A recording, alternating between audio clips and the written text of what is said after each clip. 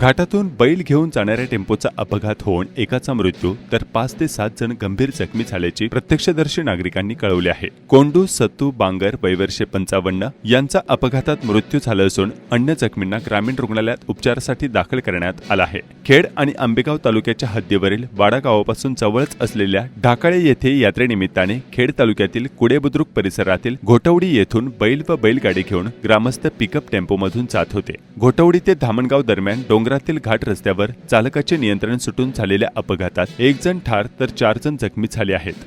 सदरची घटना शुक्रवारी दिनांक 28 मार्च रोजी सकाळी 11:30 वाजण्याच्या सुमारास घडली।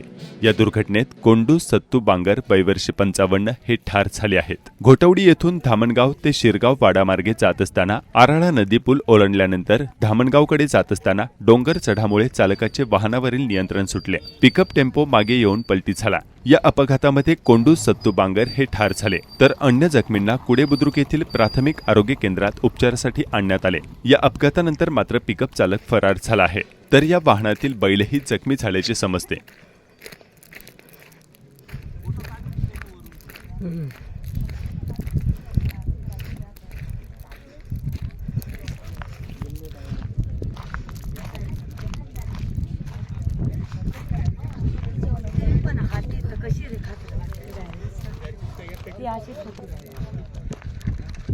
लागले त्याला पण नाही